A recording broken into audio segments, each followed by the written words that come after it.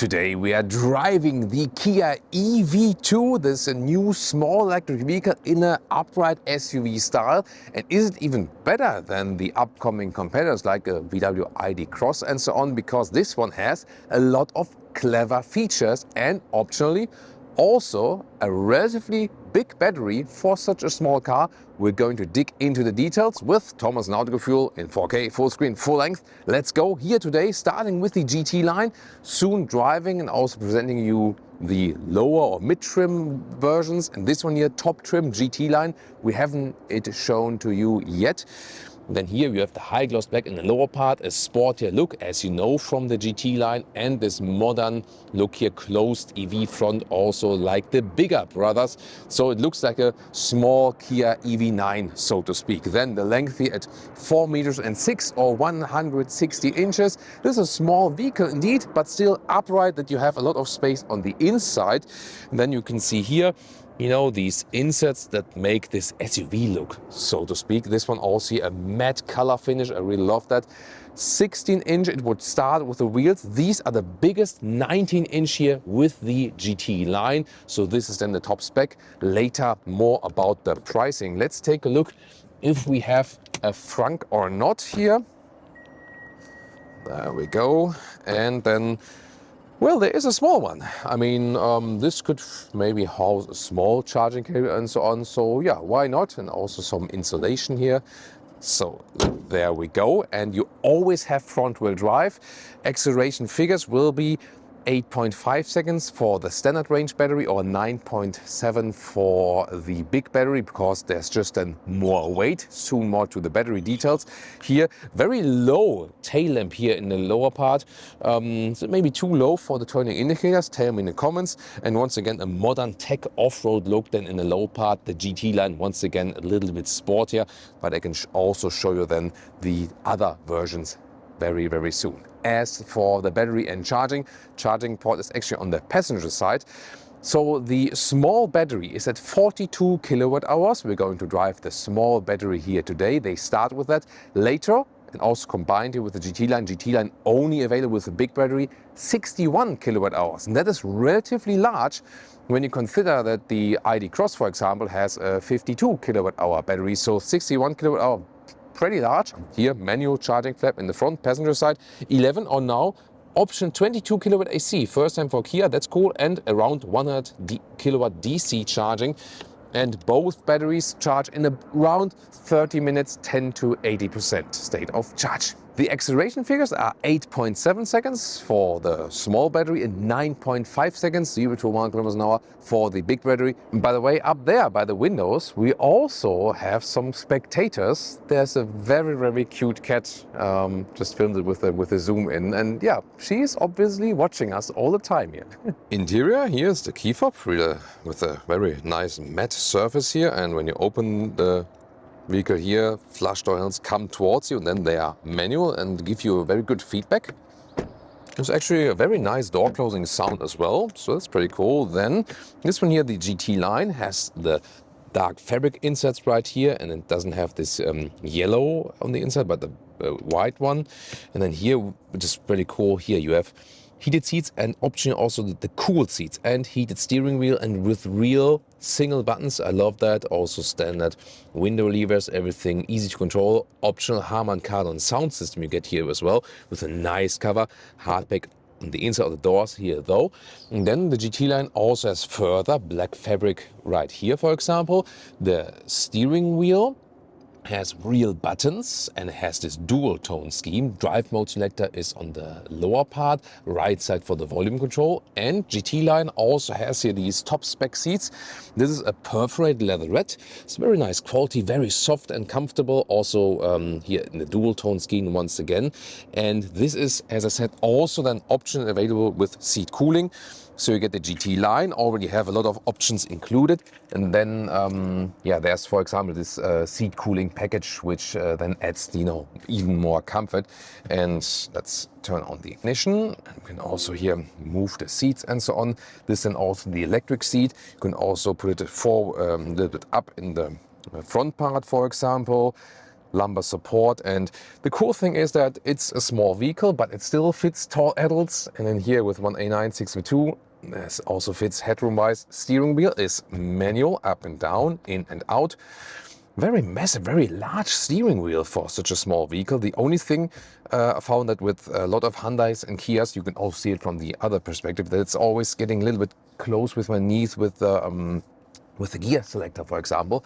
But the main thing is that the seats are very soft and comfortable, and the whole car is animal free, so also at the steering wheel, and they use very good material choices actually, so you have a good build quality. I like that. What's also pretty cool, here in the GT line you also get the front laminated glass that's also more silent on the motorway. And now here to the cockpit, also with the GT line focus here today, different from the car we will soon going to drive, because we haven't shown you the GT line here for this vehicle yet, and this is really like this most desired one. And yeah, I really love it because of this two-tone scheme, the high-grade leather red and so on. The seats all look cool, and here the head restraints, by the way, they are then from fabric, and look at that. I mean, especially for this vehicle segment, unusual comfort.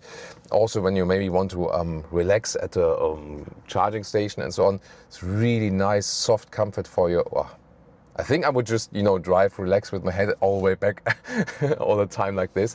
Oh, and here we also have a panoramic roof actually. So you can also get this one that can also be opened. And let's see, because I see there's also a shade. So there we go. And yeah, so when it's really, really hot, you can also close this shade there. That's also cool. Then we have more black fabric for the dashboard here, and manual air vent control here, for example, up and down, left and right. And I also like these manual controls here for the temperature and also for the fan speed. So it's easy to control also while driving. 2 times 12.3 inch, these screens, and in the middle you have another like climate screen, but you could use that, but it doesn't make too much sense because you have it in a manual control unit here anyways, right? And this is what I mean here with my knee. So when you're tall also from the torso, then you don't have it too high, you know, so yeah, that's from my size at least always a problem here with the knee, and we've seen it in many recent Kia and Hyundai models indeed. And then in the lower part we have USB-C chargers here, even 100 watt. That's actually pretty cool. And then there's an inductive charging pad. However, this one is not ventilated, so I would rather use the cable charging. I also like this rather subtle middle console color here. There's, for example, for some cup holders, not adaptive though. This one you can, for example, set in your desired space. There's a lot of space in the middle console, and you've maybe also seen the studio episode. There are also trims which has like these yellow inserts in the middle console and also inside of doors. I don't fancy that much, so I prefer this more subtle dark styling. So there it looks really elegant, I feel. Then here the armrest sets up and even more space underneath. I mean, these surfaces here, not sure how long they will look good. Let's see about that. So that's maybe the only thing, but everything, you know, from the dashboard here, also manual volume jog and so on, and especially the seat quality and the comfort is really nice.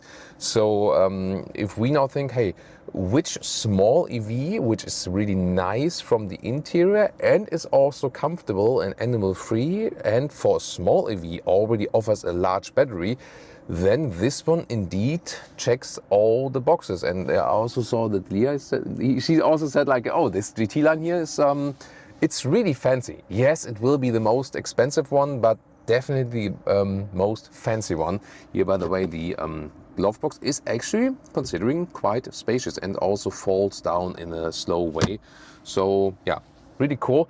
And you have, by the way, more chargers here at the back of the seats. So we'll also take a look at the back part very soon, because there you also have this special thing that you have the 4-seater, but also the 5-seater. Let's take a look now to the rear seats here in the GT line and the 4-seater. And this is really exciting because in the 4-seater, it's just about a €300 option. Here you can slide this forward or backward for more trunk space or more legroom. Isofix outside, and the 4-seater here has 2 large seats. So although you have a small car, you have very good comfort in the rear because it's extremely wide. This is how I would be driving here. And then there's still legroom left. So this is like a really like a room or space wonder, so to speak. That's pretty cool. And it's also an SUV. That means the angle of the legs is not too bad. And I still fit in here space-wise. So this is a very clever vehicle. And by the way, these you can use for jacket hangers. You can use them also to like get up, for example, get in. If I think about maybe I carry my grandparents along, USB-C charging in the seats and 100 watt each again. And in the lower part, even floor, you also have a real power socket, for example.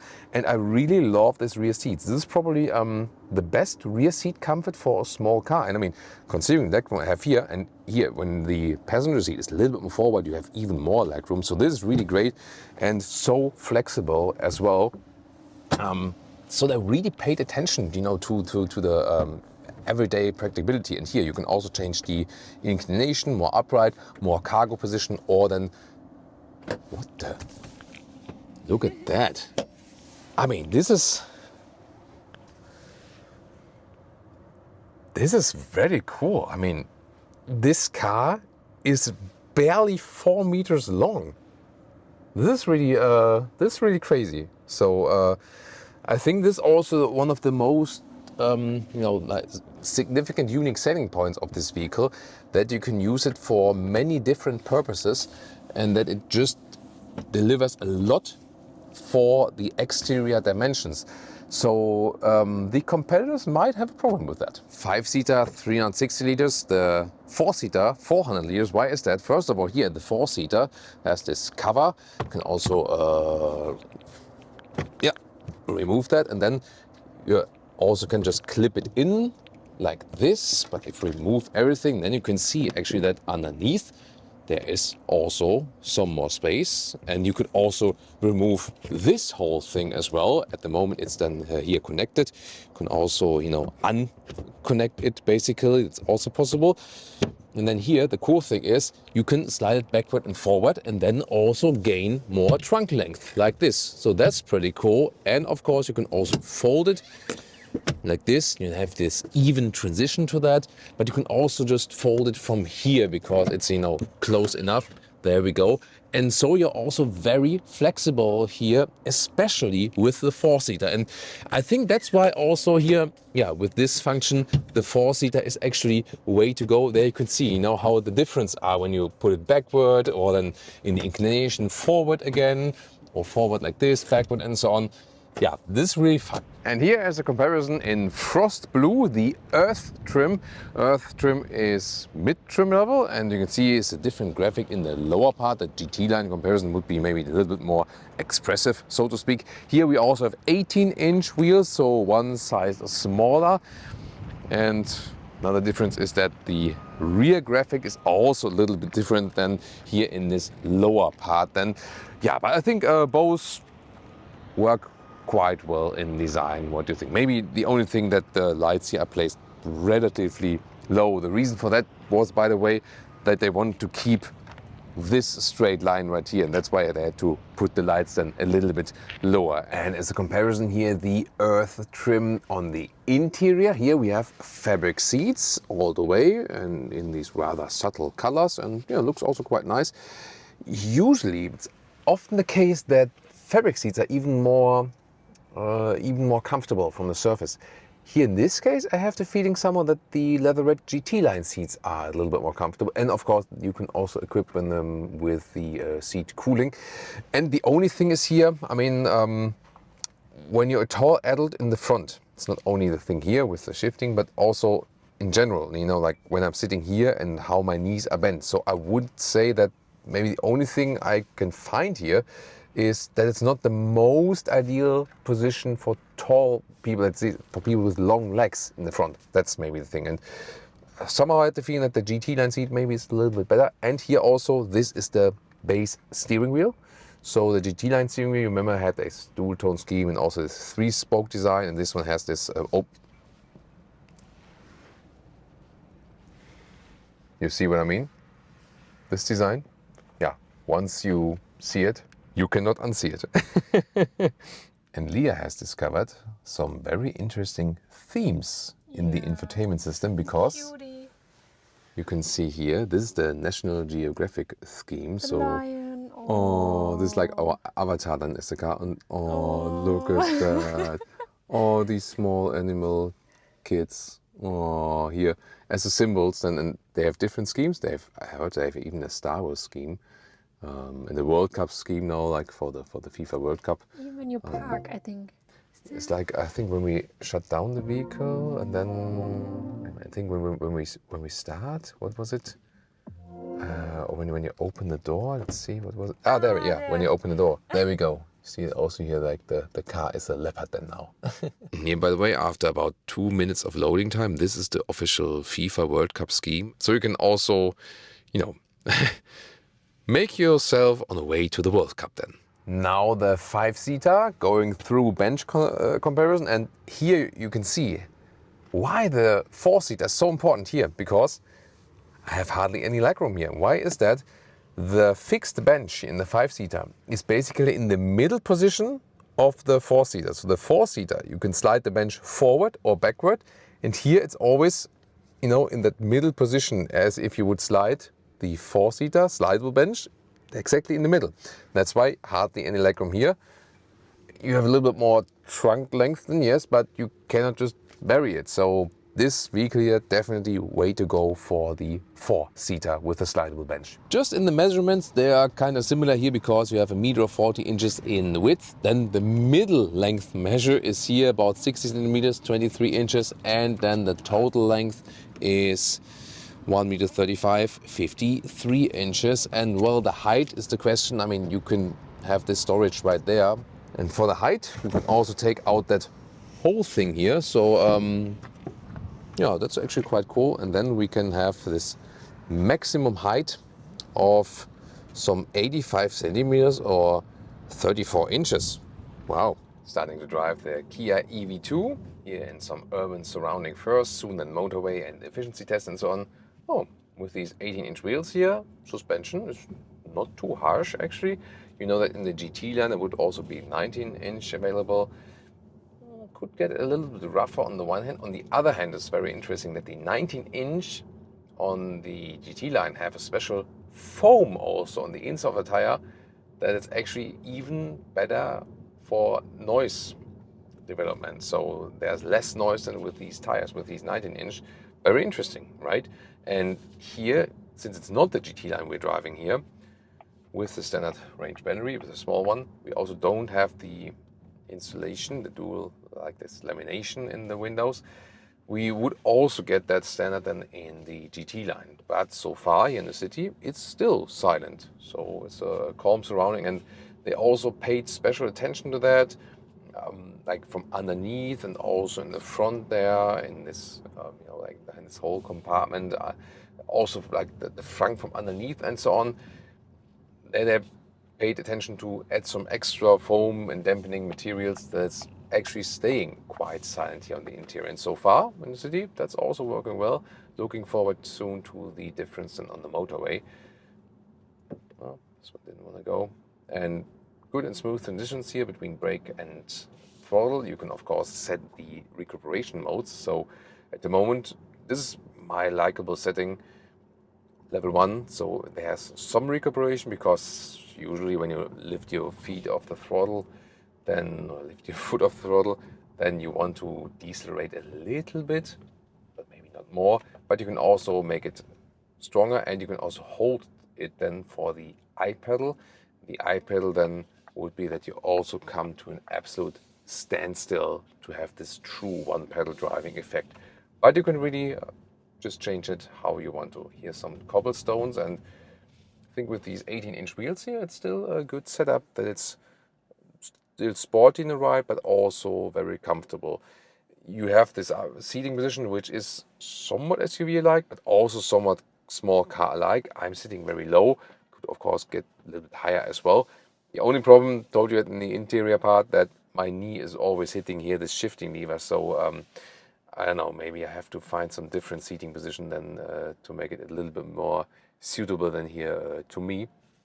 Pressing and holding the small volume jog here on the steering wheel, by the way, deactivates this EU speed chime law. It's also a good and quick hotkey to deactivate it, also when you just start driving, for example. Direct and likable steering, and the car is also not shaking up much and so on, that you can also drive in a fun and agile way here in the city. So yeah, I mean, Sorry, I didn't hear that clearly. Okay.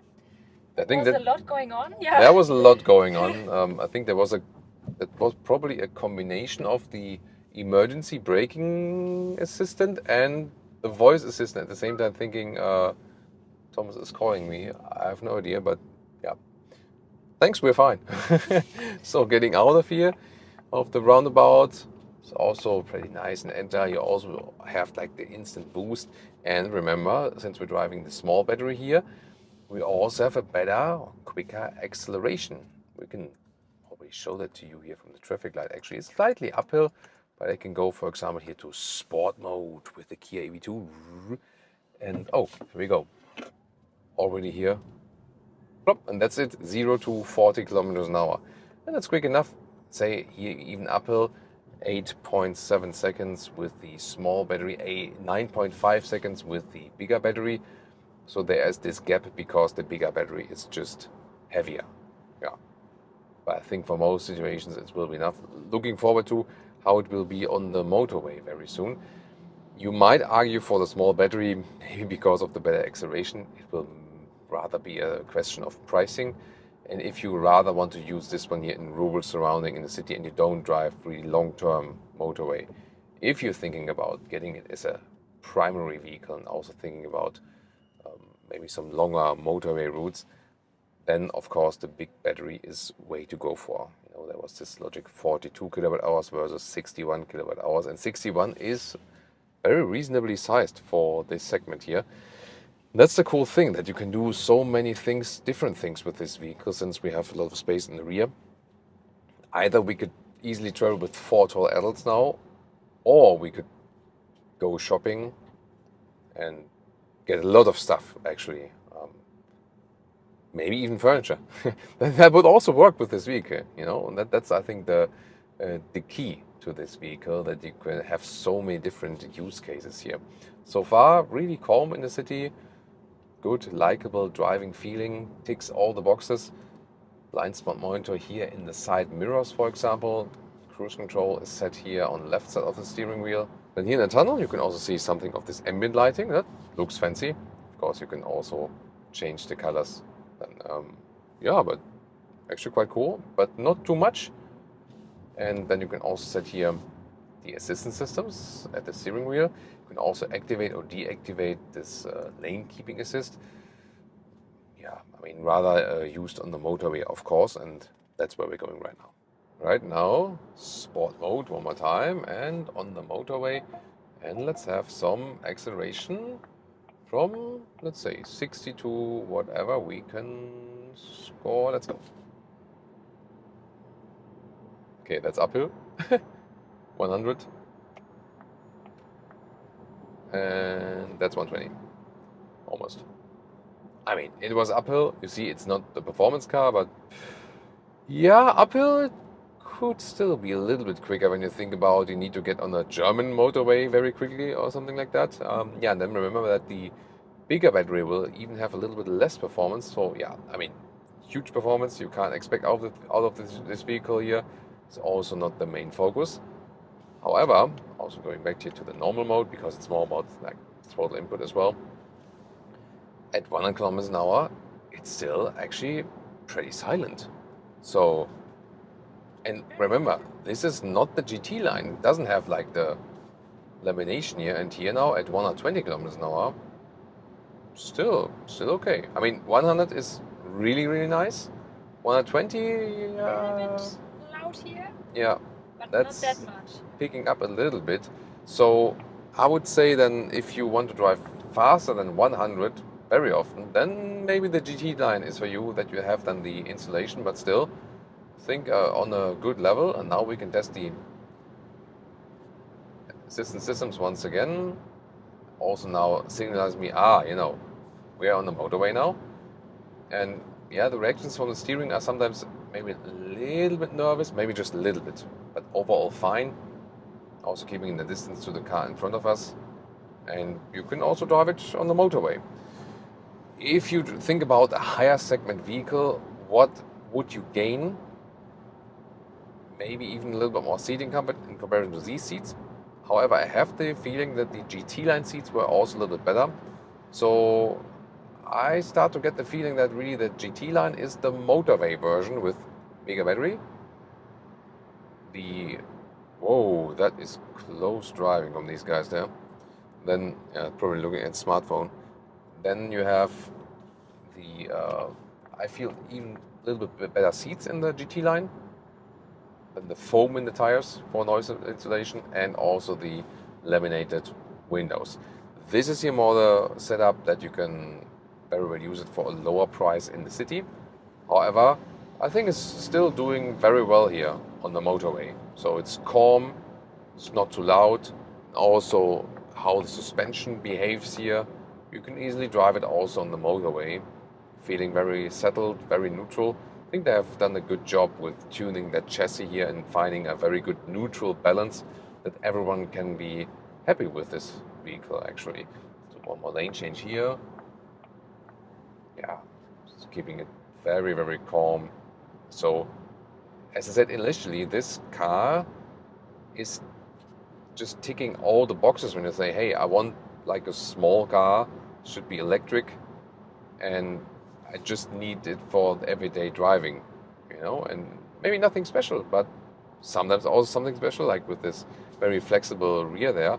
But here in the driving part, I can't really complain about anything else that I have not so much space for my knee here with the shifting, but everything else, yeah. Sorry, I'm always getting back to that because it's really kind of annoying for me. For some, maybe not. Some also wrote me like, yeah, Thomas, I don't know why I have a problem there, but maybe it's a different body posture than, that just happens with humans. But everything else feels really, really good. And then these new small vehicles sometimes really let you forget that you are in a very small car, because they already have these larger car features and already feel a little bit more refined. And that's definitely the case here also for the Kia EV2. Pricing, very interesting. It starts with a small battery below 27,000 euros. Then you add around 7,000 euros for the bigger battery. However, it's not only the battery, it's also because the bigger battery also starts with a higher trim already. So that is then like the extra price. Then if you go for the GT-Line, which also includes the big battery, 37,000 euros. And then if you add some more extras, like it's also right here, you can also add a heat pump, panoramic roof and so on, 42,000 euros, really like full spec. And yes, EVs are still a little bit more expensive than the combustion engine counterparts, but they are slowly getting there. And I think the interesting thing is like how much car you're getting for that. And especially here, for such a small car, it's a relatively large battery.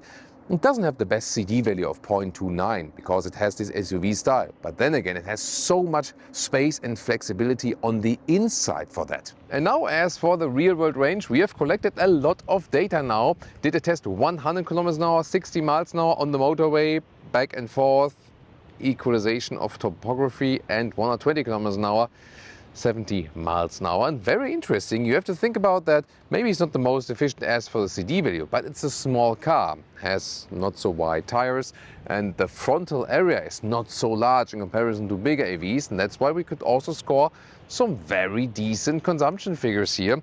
For example, in the first test, 100 kilometers an hour on motorway, 15 kilowatt hours on 100 kilometers, 4.1 miles per kilowatt hour would mean a real world range then at that speed for the big battery of 400 kilometers or 250 miles, or for the small battery here of 280 kilometers or 170 miles. And then at the higher speed, 120 kilometers an hour, we could also 70 miles an hour, we could score some 19 kilowatt hours on 100 kilometers, so 3.3 miles per kilowatt hour would then mean a real world range of 320 kilometers or 200 miles for the big battery and 220 kilometers or 140 miles for the small battery. Then you have like an estimation of what you can score with that.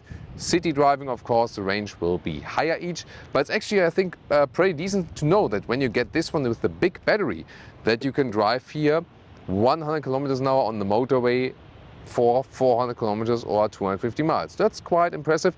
Of course, today here in Portugal, ideal conditions for EV, 20 degrees Celsius, about 70 degrees Fahrenheit, dry conditions, everything best case for EVs. Maybe a little bit AC running, you know, but that's it.